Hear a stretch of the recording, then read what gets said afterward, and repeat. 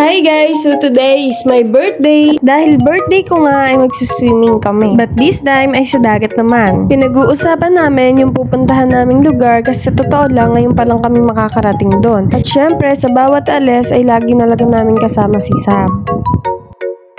Hi guys! Nakakuha pala kayo. Sa totoo lang guys, si Sab talaga ang palaging nagre-remind sa akin na mag-vlog sa tuwing aalis kami. Maliit pa lang siya ay hilig niya na ang pag-video. Kaso sa mga ganitong vlog, bukod sa mahaba ay hindi niya na rin talagang kayang i-take over.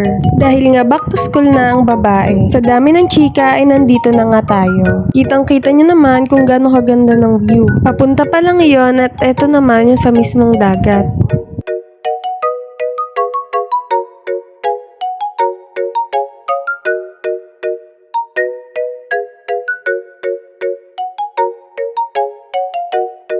At ayan na nga ang eksena ng babae. Videohan ko daw siya habang siya'y nagmo-model. Baling-bali na naman ang katawan. Minimi ko yan. Ano pa nga bang magagawa ko kundi suportahan sa mga kaartihan niya.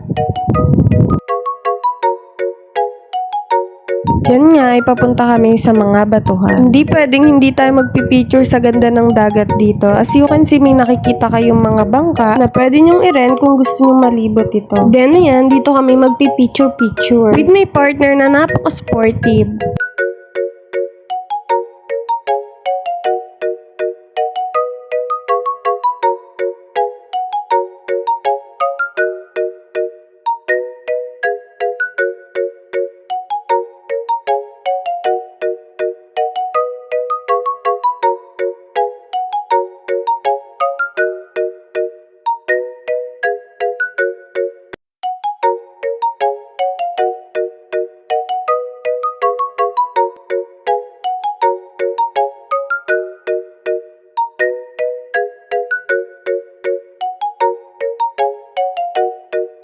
Sama ko.